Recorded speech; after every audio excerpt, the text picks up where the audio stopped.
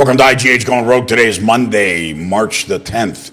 And if you guys have been following the news today and over the weekend, you've seen all kinds of things happening out in the Middle East, Syria, Iran, the president talking about it, Secretary Marco Rubio putting out a statement yesterday on X.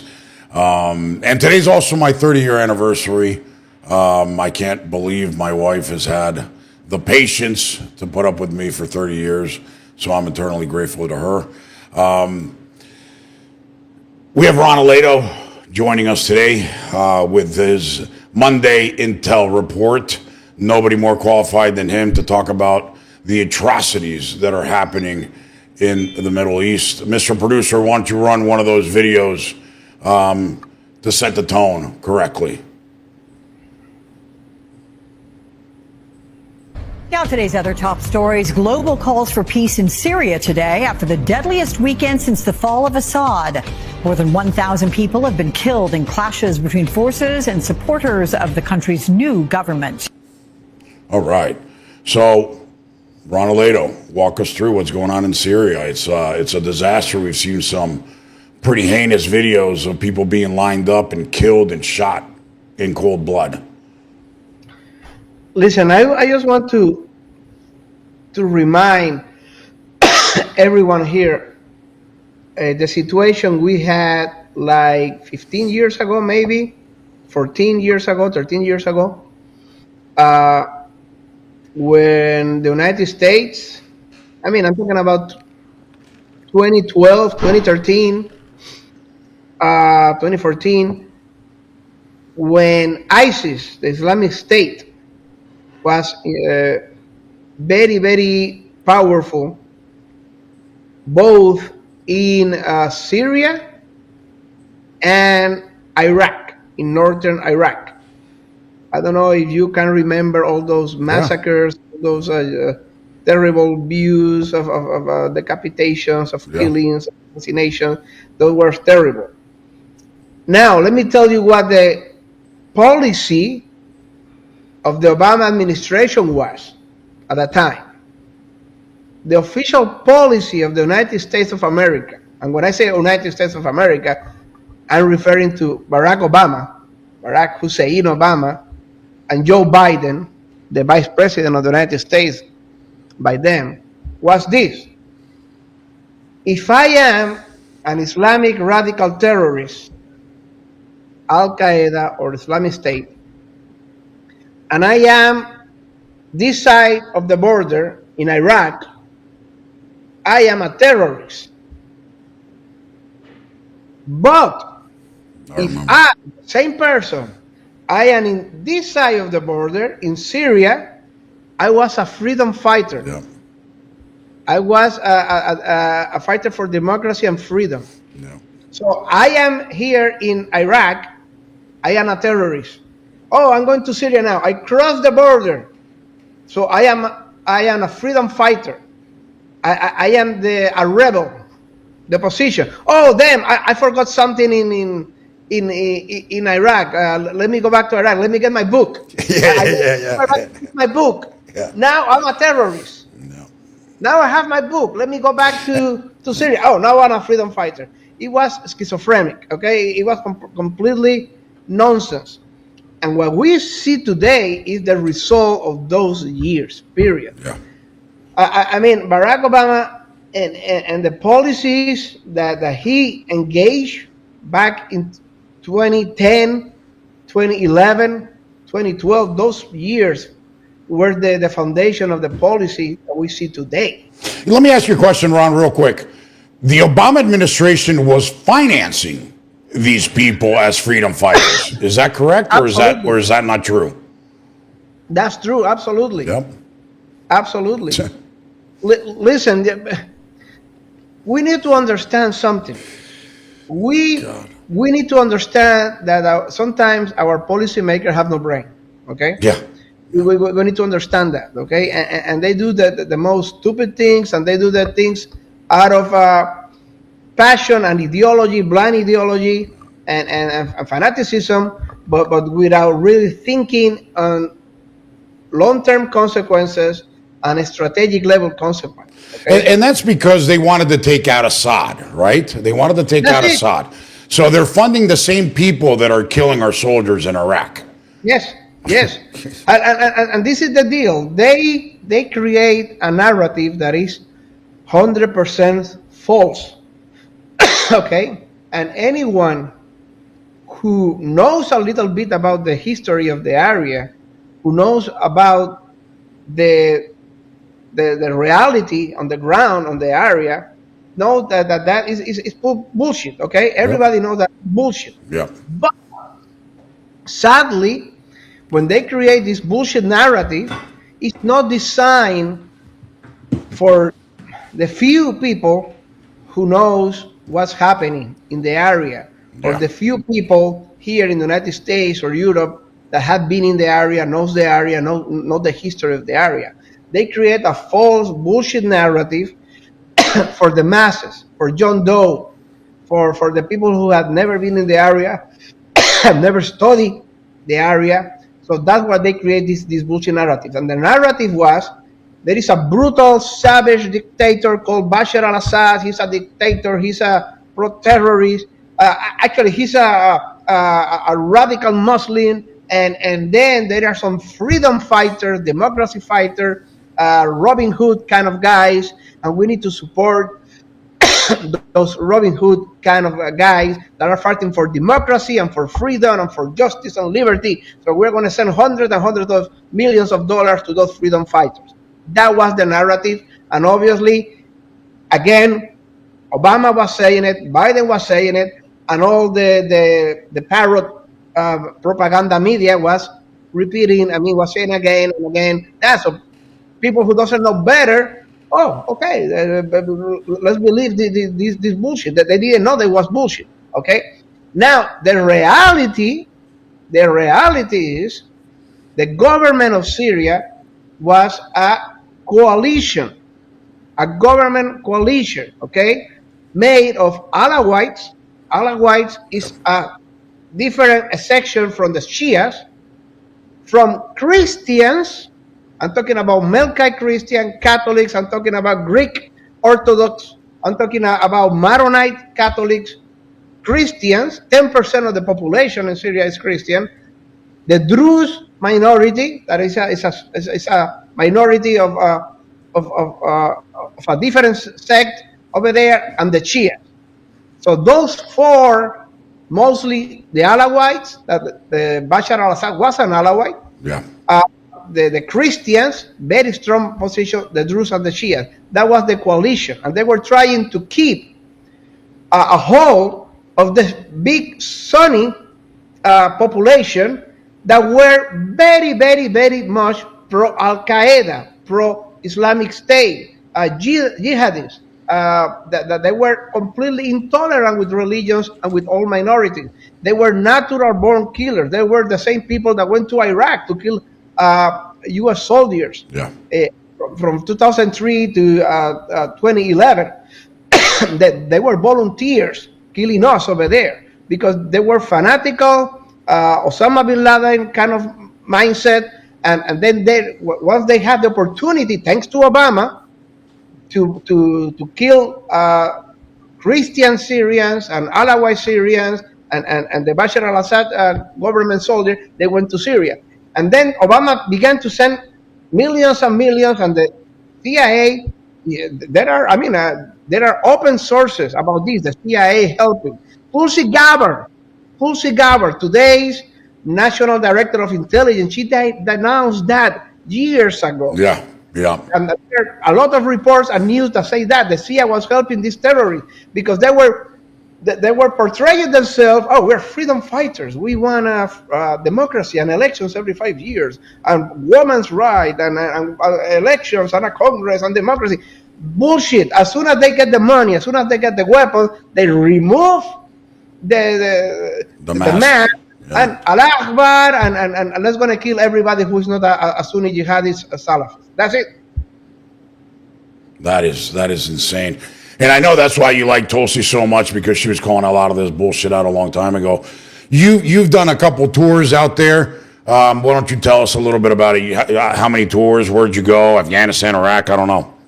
I did 4 tours in Afghanistan, 1 in Iraq, and obviously I have been traveling through the area, Kuwait, Qatar,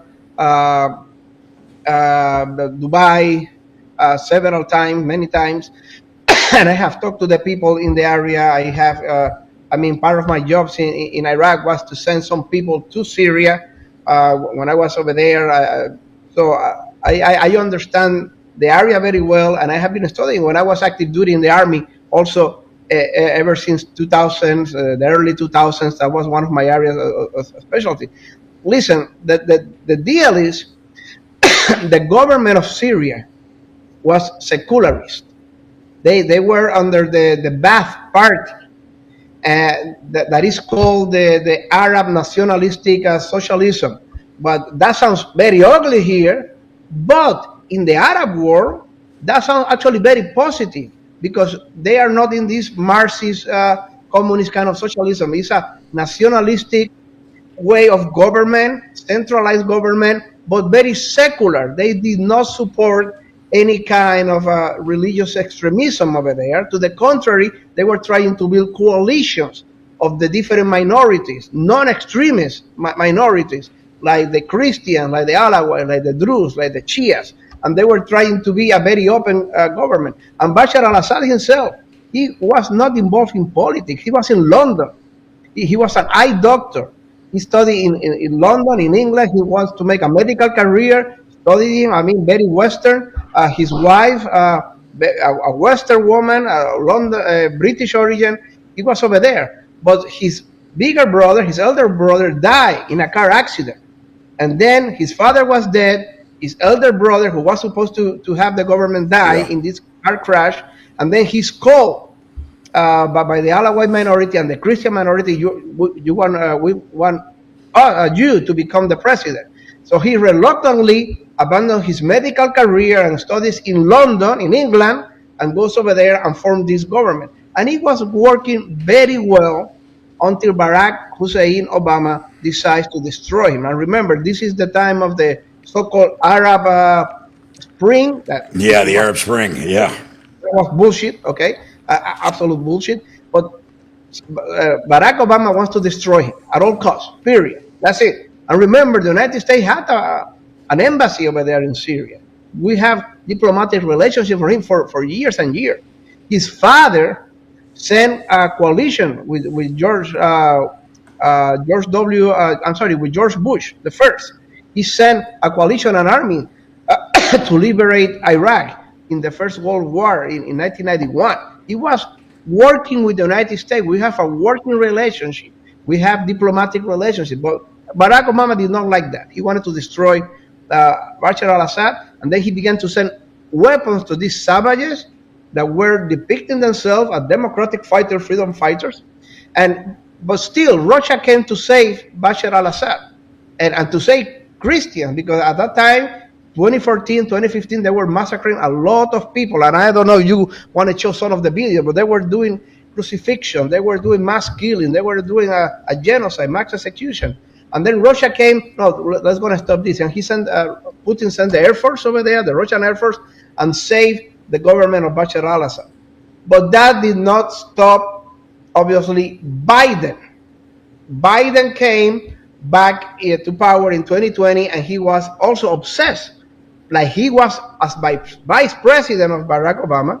Now he continued with the policies of Barack Obama, and he wanted to destroy him. So what he did, he worked out a deal with Turkey.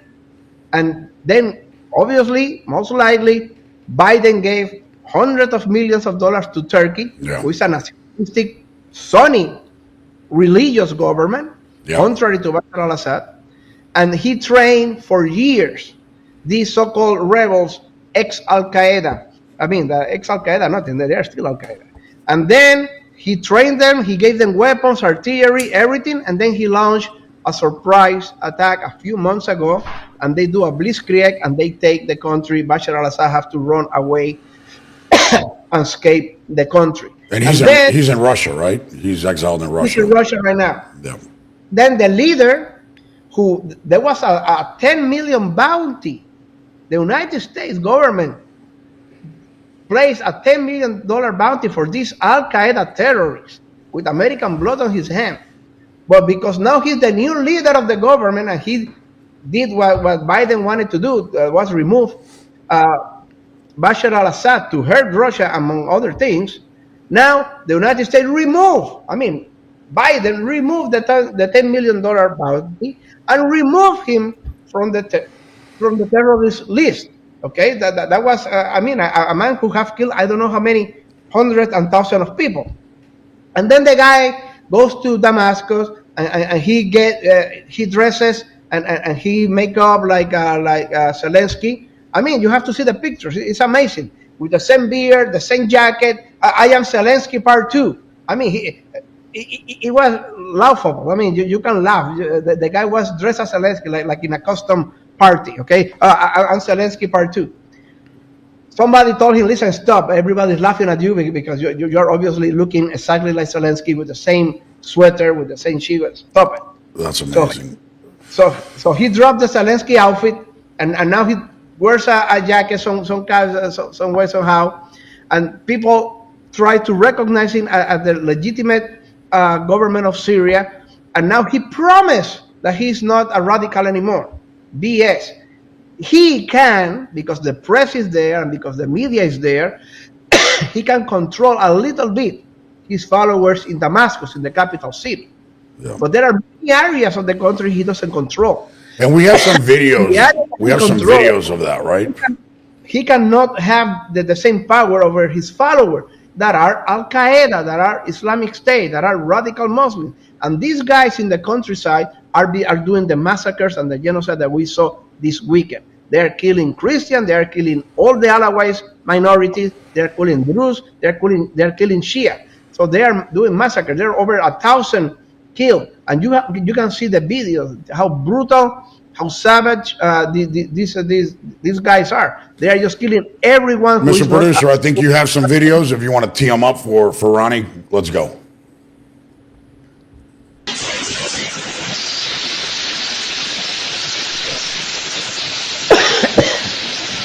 The celebration, victory, and a lot of brutal videos that came this weekend.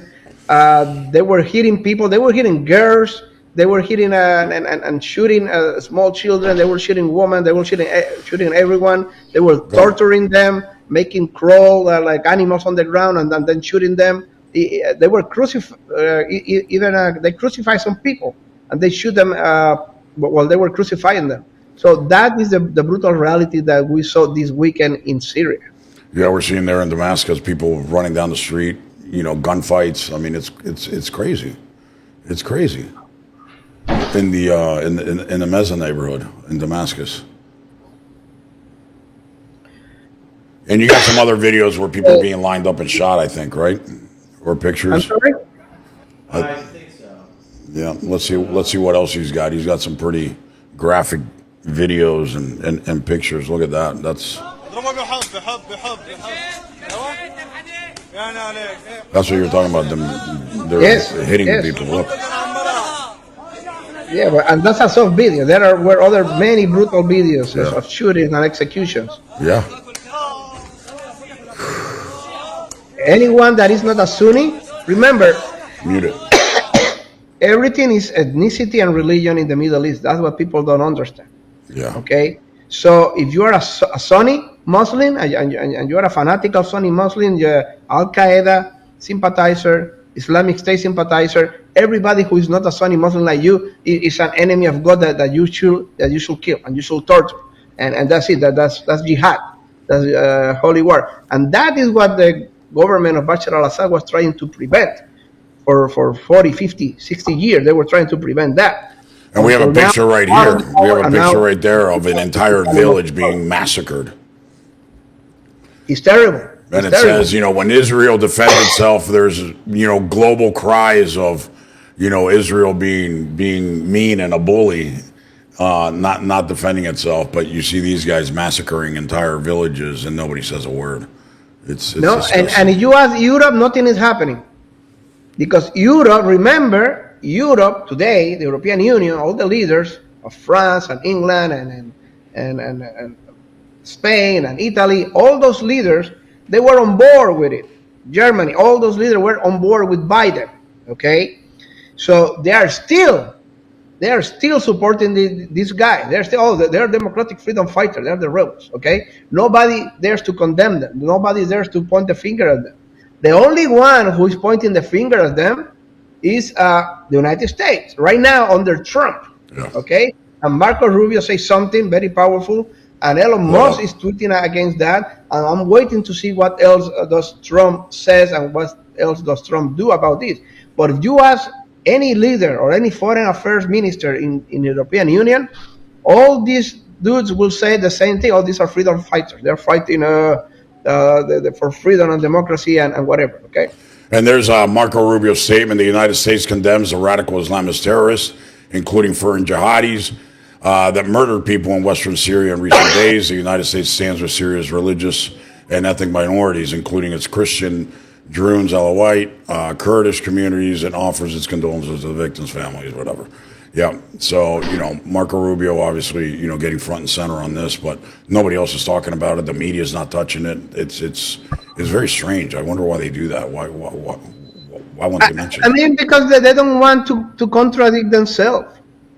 They don't want to contradict themselves. They have been on board with Barack Obama for the last 10, 12 years, since 2011, with all this narrative. And Bashar al-Assad is a butcher, and all these guys are freedom fighters fighting for freedom and liberty. And now they are not going to come just because Trump won the elections, and they hate Trump, remember. They are not going to contradict themselves. Oh, no, we were wrong. Bashar al-Assad was trying to keep a coalition government with the alauitas and the Christians and the Shias, and these are the real savages. These are the real Al-Qaeda guys. These are the real butchers. They don't want to contradict themselves. They want to keep with the narrative. Again, the narrative that they have been saying for the last 14, 15 years. They're not going to change that.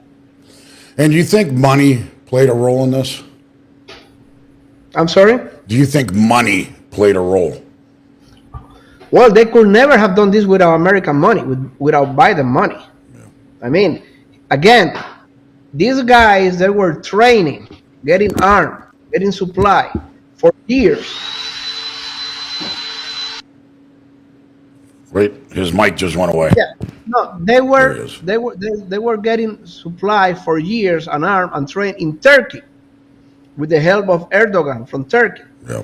And obviously, most likely it was Biden who gave hundreds of millions of dollars to Turkey. It was a joint effort, obviously, all the money, all the cash, because Turkey is not going to push their own cash into this. Yeah. Okay, they give the land, they give the advisors, they give the terrain for them to train, to build a safe haven for them. But obviously, it was Biden money. Again, Biden continued with the same policies that he had when he was the vice president of Obama.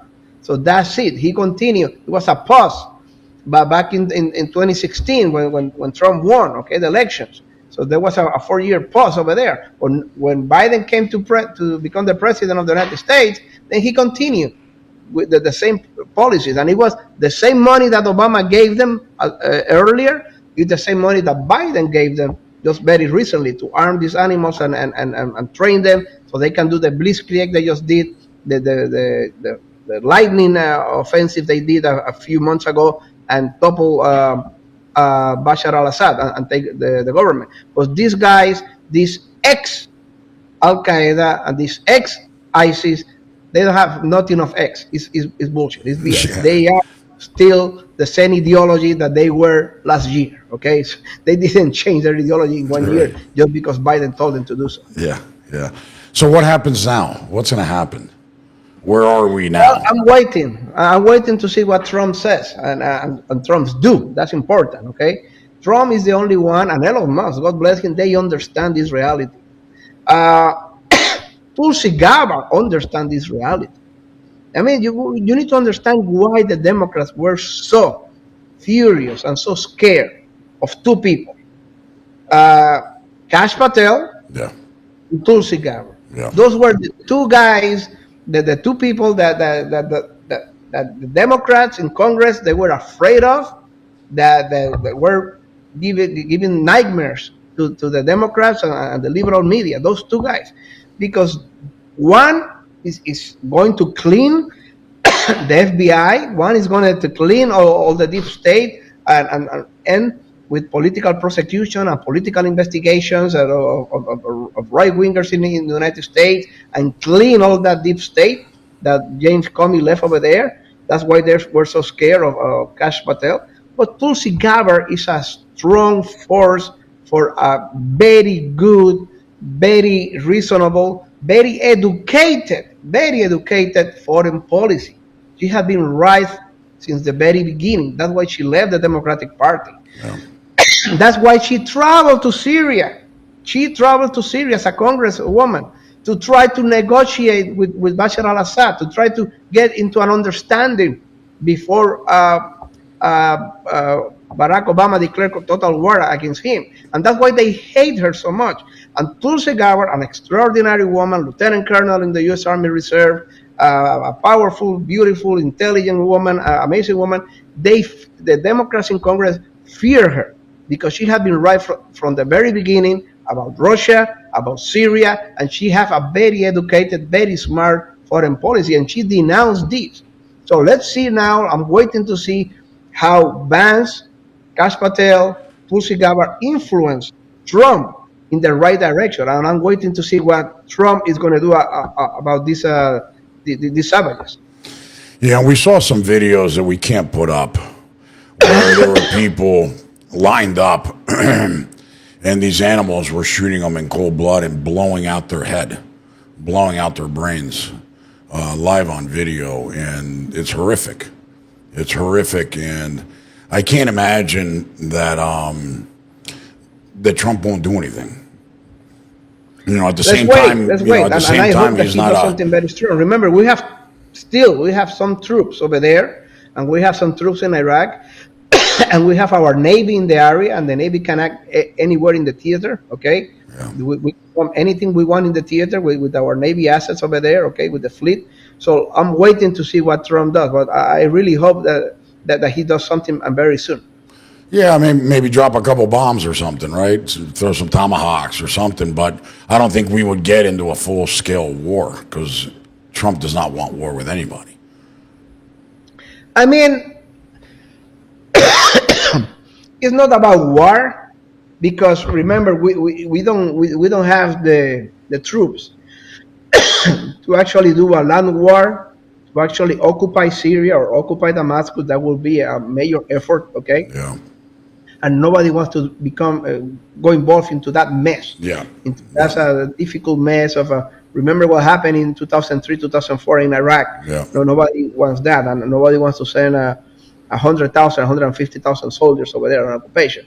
Yeah. But he can punish them, okay? He can punish them, and he can clear some villages, and he can all the convoys of all these animals. He can destroy them, okay? So that's something that he can do, and he can send the message to the ex-terrorists in Damascus. Hey, control your people, or I'm going to kill your people. That should be Trump's message. Control them, or I will take care of them. I'm going to blow them apart. And right now, the only people helping these people escape, the animals, the jihadis, are the Russians. You will not hear this in the press. The press will not mention this. But the Russians, they open their Navy base in Syria. They still have the Navy base over there, even though the current government wants to kick them out of there. They are not living anywhere. They kick us out if you can.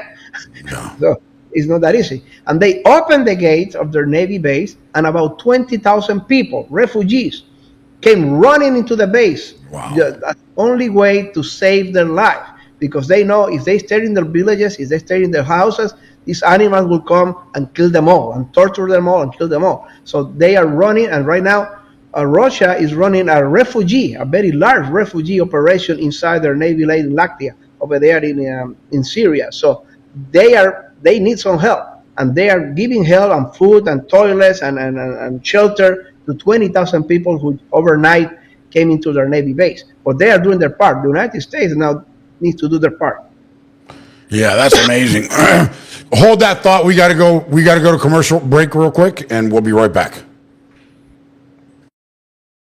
I hear every day about the products you all wish MyPillow carried. Well, guess what? We probably do. Slippers, bathrobes, pet beds, blankets, mattresses, sleepwear, loungewear, duvets, comforters, pot holders, aprons, oven mitts, and so much more. And they're all on sale. For example, get our best-selling standard MyPillows for only $14.98. Body pillows, $29.98. 6-piece bath towels or kitchen towel sets, just $29.98. Multi-use MyPillow 2.0s with pillowcase, $9.98. Save $40 on our Spring Percale and Giza Dream bedsheet sets. Any size, any color, and so much more. So go to MyPillow.com or call the number on your screen. Use your promo code to save up to 80% on all MyPillow products.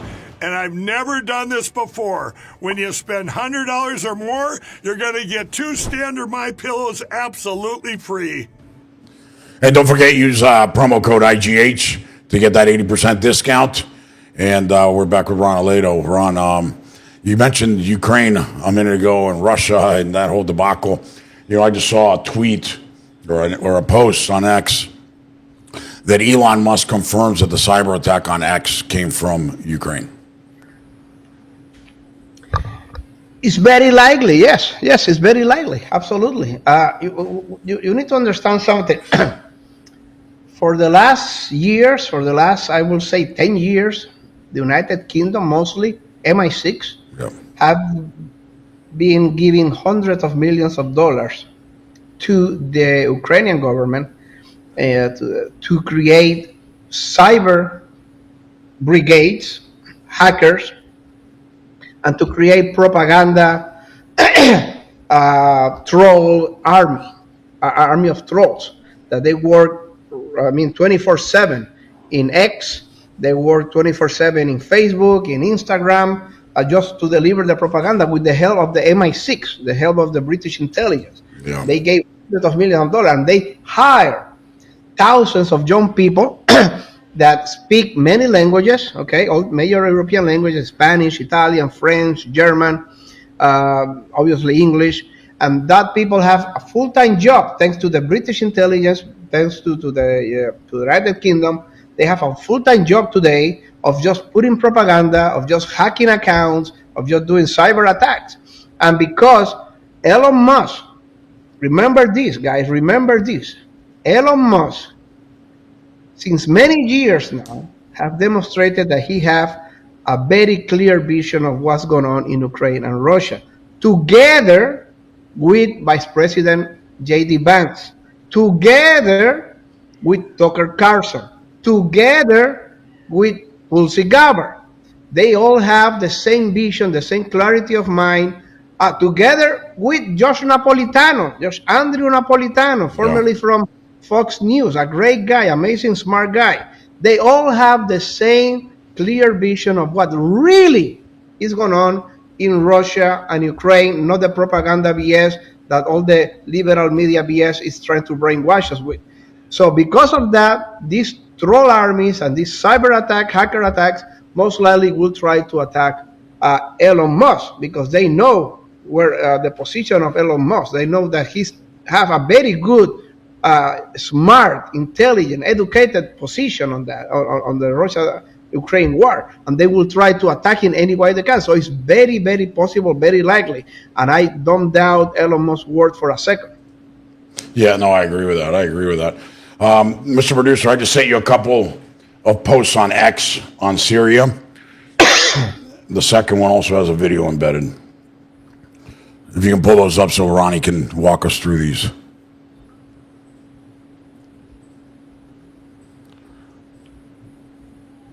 That one, Syrian Christians showed unbelievable courage by raising their crosses despite persecution. Play that, will you? Look at that.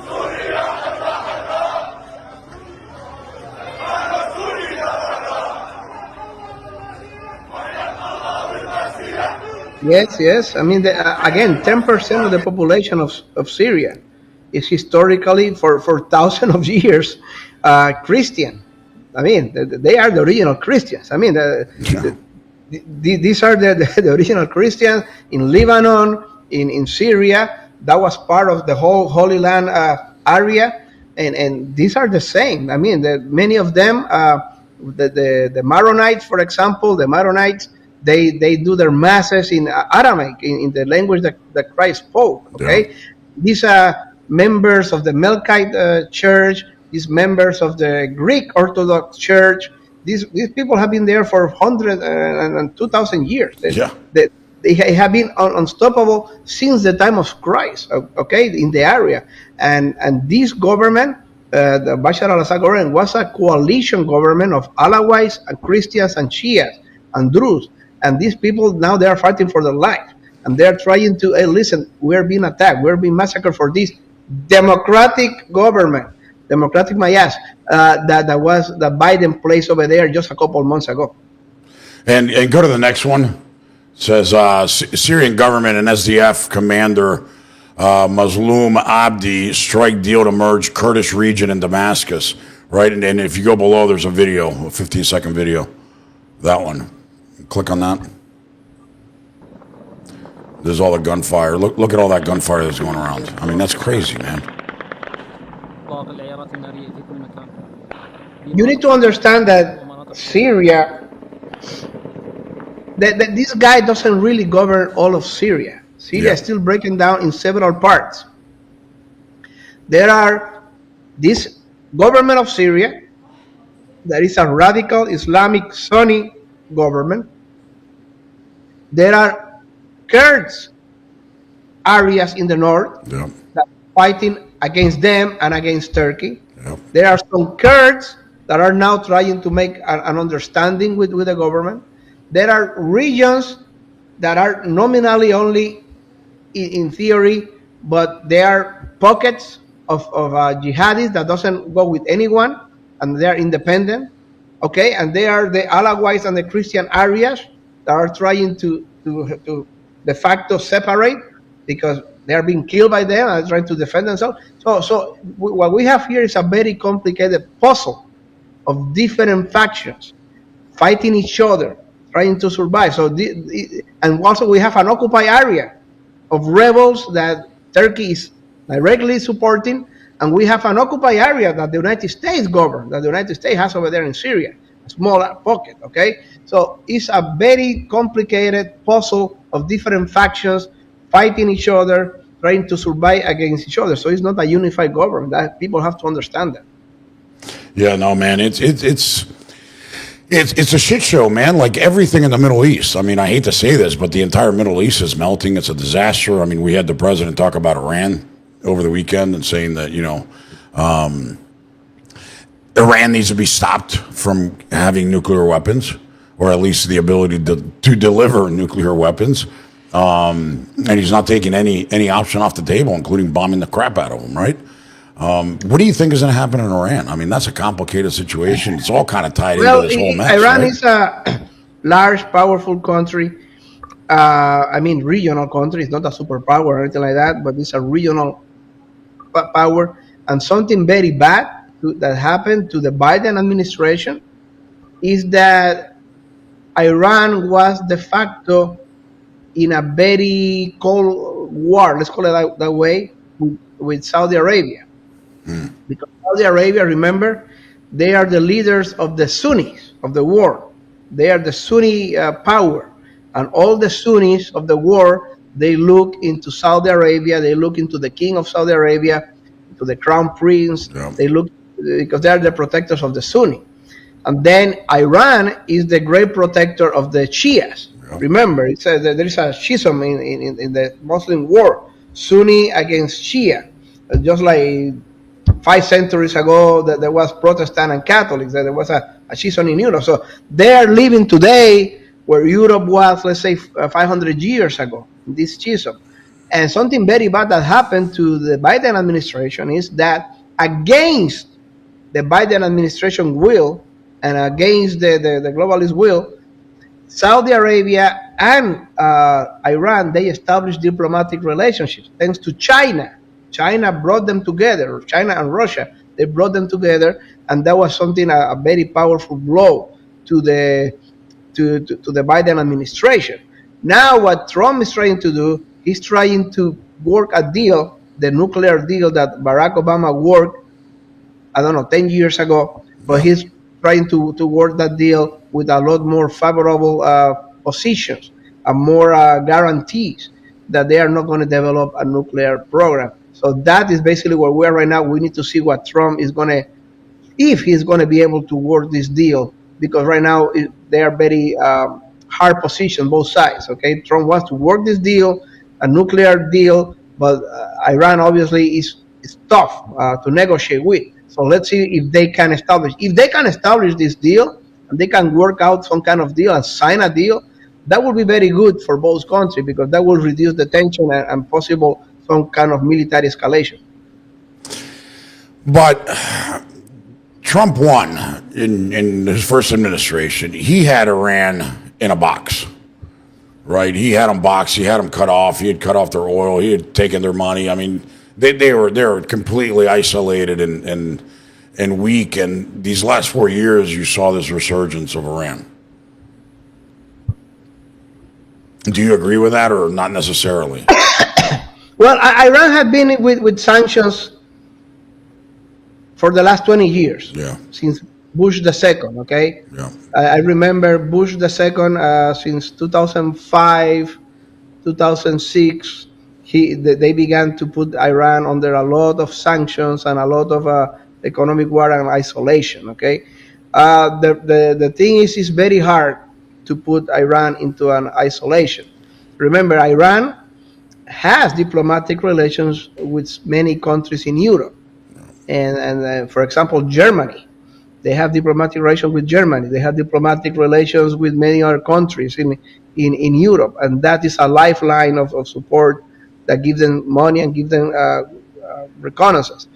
And also, you have China and Russia. And China and Russia, they are doing business with Iran, a lot of business with Iran lately. So that also is a lifeline.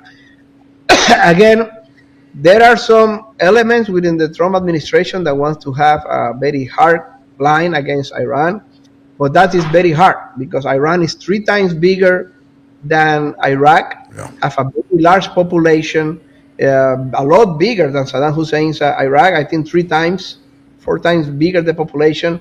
It's huge country. You have the support of all the Shias in the world, Yemen, the Shias in Lebanon, the Shias in Iraq. They support Iran. So it's very hard. And I think what Trump is trying to do, he's trying to show his cards and try to force a very good for the United States, very beneficial for the United States agreement with Iran, and re-sign the same deal that Obama signed 10 years ago. Yeah. But that's kind of shitty, but a good deal this time. I think that is Trump's... and Obama gave them billions of dollars in cash. Remember the billions of dollars in pallets of cash. So before that, they didn't have money. They were broke, right? And Obama gave them life. And that's a problem because all that money was being used for Hamas and other bad elements. That's what I was saying. When Trump came in, he kind of put them in a box and isolated them. But Biden again kind of let them off the hook. And I don't know what's going to happen in that region, brother. But it's not good, right? Well, right now what is happening in Syria is terrible. Yeah. When I was in Iraq back in 2018 and 2019, it was still nobody's territory, okay? There was a very tense calm, let's call it that way. And when I say calm because there were still shootings every week. There were still mortars every week. There was Sunnis killing Shias and Shias killing Shias. And there was blood. Not very intense, low burn, but there was a lot of violence. And the Christians of Iraq, they're almost gone. They flee the area. Because they have no chance to survive. So many of the Christians of Iraq, they have to flee to Europe. They have to flee to many other places because it was not safe. They were being killed over there. Just 10 years ago, remember the Islamic State? They control all the northern part of Iraq, and they were doing a genocide over there, killing hundreds and hundreds of people, thousands of people. So it was very bad. Even when I was over there in 2019, it was very bad situation. It was not a massive genocide, but it was a slow burn of killings, of murders, of assassination, of slow combat and between the Shias and Sunnis, and the government and the opposition, and depending on the area where you were very scared of going outside. I remember some of my guys one day when I was in some place that I cannot tell you over there in Iraq. One of my guys got very sick, and I told him, hey, listen, we cannot really help you here, but listen, you are Iraqi, okay? So why don't you go outside the base and look for a medical doctor over there in the town? No, I cannot do that. Why not? Oh, because if I go there and they know that I'm working here in the base, they kill me. Yeah. Okay, so that can tell you the state of affairs. And it's still like that. Sadly, it's still like that. That's crazy. We're going to go to commercial break. We'll be right back, and I want to talk to you about your 5 tours in Afghanistan and Iraq and the Middle East, and what you've learned from that, and why you think that can that region be fixed, yes or no. But we'll be right back. You're still looking good. I'm still feeling good. You know, I've got all your MyPillow products. Mattress topper, bed sheets, MyPillows, towels, slippers, blankets. I'm interrupting this commercial to do something I've never done before. Get 2 MyPillows absolutely free on orders of $100 or more. I can't do this forever, so get on board with this great sale today. Our best-selling 6-piece bath towel sets or kitchen towel sets, just $29.98. Our famous standard MyPillows only $14.98. Queens $18.98. King size only $1 more. Body pillows $29.98. Multi-use MyPillow 2.0s with pillowcase $9.98. Save $40 on our Spring Percale and Giza Dream bed sheet sets. Any size, any color. So go to MyPillow.com or call that number on your screen. Use your promo code to save up to 80% on all MyPillow products. And when you spend $100 or more, get 2 standard MyPillows absolutely free. All right, and we're back, and don't forget, use promo code for everybody that follows us on podcasts and can't see. Use promo code IGH and get 80% discount on all the MyPillow products. You got to go for those. You get the free pillows. Our favorite in my house is a mattress topper. It's like sleeping on clouds. Do it. It's amazing. IGH promo code. And we have Ron Aledo back. Ron, so you've done 5 tours. You've obviously worked the Middle East, understand it like very few. Can that I mean, look, a lot of people say, just nuke it, turning into a parking lot, and we'll come back in 100 years. Can that region be fixed? Honestly, I mean, it's very hard, and you need to understand that there is some balances over there that you need to keep. Okay, you cannot make, and this was the big mistake. And I say it, this was the big mistake of Bush II, okay? George W. Bush. He committed a great mistake in the area, okay? He tried to make Afghanistan and Iraq. But at least you can do something with Iraq. But he tried to make Afghanistan a New Connecticut, okay? Yeah. You cannot make New Connecticut of Afghanistan. Okay, yeah. that was nonsense, and I have to accept it. And again, 2 different visions, 2 different approaches, 2 different world views. Okay, I am a conservative. I'm highly conservative, but I consider myself a paleoconservative in the Pat Buchanan line. Okay, in the Tucker Carlson line. Okay. And when you look at the neoconservative, the globalist neoconservative like George Bush, God bless him, and John Bolton, and rest in peace, John McCain, they have a completely different opposite view. Oh, we're going over there with our guns and cannons, and then we're going to make this country New Connecticut, and that country is going to be New California, and in 5 years, this country over there is going to be like Switzerland. You will see, it's going to be like Switzerland, and everybody will be a paradise. The world doesn't work like that. Okay? Especially that region, right? In that region, you cannot make bomb a country, invest a few $1 billion, and expect that country to become Switzerland in 5 or 10 years. Okay, that's nonsense. Okay, and that is what the neocons, the globalists, doesn't understand. Yeah. You need to respect the boundaries. Okay, yeah, you need to kill and destroy whoever is an extremist, and kill and destroy whoever tries to kill you, and you need to bomb the shit out of them. Yeah. But then leave them alone. Don't try to impose your the values that we have seen here, or the values that, I'm not talking about the traditional Christian values. In some countries, thanks God, like Jordan, for example, and Syria, for example, before this terrorist, the Christians have a lot of freedom over there, okay, and respect. 6% of the population in Jordan is Christian, 10% of the population in Syria is Christian, and there was harmony. Let's call it that way.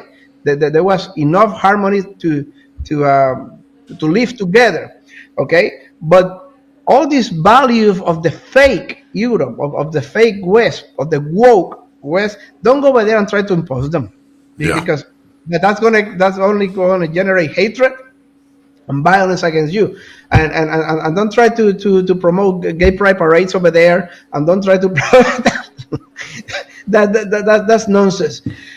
Afghanistan, one of the most brutal, backwards countries in the world, okay? I was over there in 2011, in 2012, 2014, 2015, okay? You cannot impose that. And I saw the fantasies of many people. Oh, this is going to be like New Hampshire soon. You will see. No, that's nonsense, okay?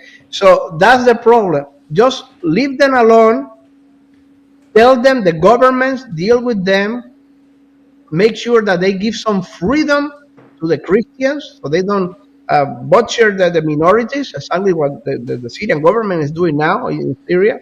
But leave them alone. Just keep the peace. Just keep the associations and keep the coalitions. So for example, you have seen that it worked many years in Egypt under Mubarak. Today it's working with King Abdallah in Jordan, and in the Gulf countries, Kuwait, Dubai, all these countries, many of these countries, even Qatar, they are working together in a productive relationship. But don't try to go over there and like in Afghanistan and try to build a society out of nowhere. Yeah. That's impossible. It's just an utopia that is impossible. Okay, well, with that said, I'm going to set you up here. Is Trump's idea of turning the Gaza Strip into a waterfront property and getting everybody out of there, that's unrealistic, right? That's unrealistic, and the Arab countries, even very good friends of America, like Jordan or like Saudi Arabia, that have been friends for many years, or Kuwait, or Egypt, they will not go on board with that. You need to understand something. There are governments right now, and this is what the American people don't understand, because I know not everybody can into this, okay? I know you have family, you have businesses, you have the mortgage to pay and car payments to do, okay? I know that most of the people don't have the time or the interest to understand this, but this is something important that most of the people don't understand. You see the government of General Sisi, for example, right now in Egypt, he is barely holding on. He has a very large, big, sunny, radical population, the Muslim Brotherhood, okay? And he has been trying to fight that for the last 10, 12 years, and Mubarak for the last 30 years before him, okay? And they have been trying to hold them down, and it's a very hard situation. It's a very hard task to keep these people. And the people of Egypt are putting great pressure on Marshal al-Sisi to hey, go to weapons, um, defend the Palestinians, defend the Gaza. You see, it's a very large pressure on these people, and they don't want to do that obviously because they depend on the money of the United States. They want a good relationship with the United States, but they are between the sword and the wall. Let's call it that way, because their internal population, they are not happy. And right now they're trying to make a balance of what they can do and what they can say without isolating the United States. So it's a very hard situation. The same with King Abdallah in Jordan. I mean, one of the very few places where there is freedom and where there is success and where there is stability in the Middle East, but their population are putting their governments under great pressure. So that is something that Trump will have to play very carefully during the next years. Yeah, man, I just don't see it. And you know, everybody talks about this, right? We've been talking about this for decades.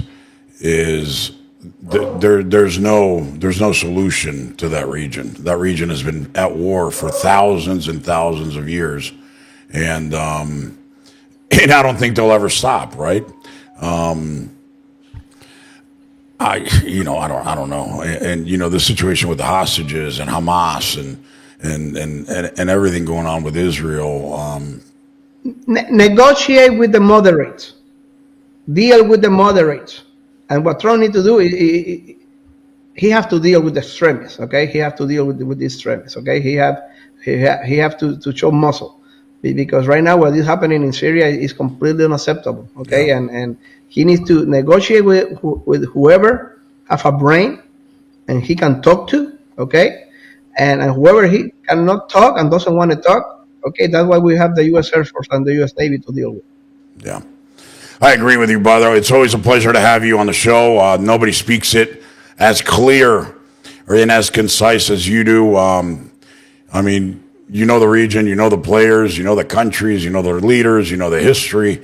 We need you back often. You know, we still have to set up a day for intelligence report. Hopefully we can do that, you know, on an ongoing basis. And what do you want to close with, Ronnie?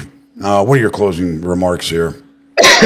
Nothing. Let's hope and pray for President Trump. Okay, he represent hope. He represent, a new position from all the mud and all the terrible, conditions of the last 4 years under Biden. He obviously, it was terrible under Biden. It was nonsense under Biden. We were the laptop of the world under Biden. So now Trump have a common sense approach with amazing people whispering on his ear, like Vance, like Kash Patel, like Tulsi Gabbard, okay, like Elon Musk. So let's hope. Let's hope for the best, and let's hope that Trump does the right thing, and Trump have the audacity and the brains and the strength to do the right thing in the area and in the world too, also in Russia and Ukraine. And everybody who wants to follow me, please follow me in X, RON ALEDO, Exia Contractor, and in YouTube, RON ALEDO, Exia Contractor. Awesome, Ronnie. I appreciate you, brother. You're the best. And we'll see you next week, man. Right? Thanks. We'll see you. All right, brother. I appreciate it. All right, guys. Hopefully you got a history lesson, a geopolitical lesson, a military lesson into that region. Mr. Producer, I don't know if you have any more video clips that you want to show, or are we out? If you have any video clips, throw them up there so that people can see some of the atrocities. If you already showed them, then that's it. You got anything to show? No. Okay, so that's it, guys. We'll see you tomorrow. We have a very good lineup this week. And just tune in like you always do. You're boosting our numbers. We're ranked 187 out of over 4 million podcasts. And we've done it with you guys all organically, no paid promotions. And, we want to get into the top 150. So help us out, spread the word. Follow us on Spotify, on Apple Podcasts, on iHeart, on Spreaker, on Podbean, Podchaser, Amazon Music, Audible, Pandora. I mean, we're everywhere. And if you want to watch the video, you know where to find us. We're on YouTube and we're on Rumble under IGH Going Rogue. We'll see you tomorrow.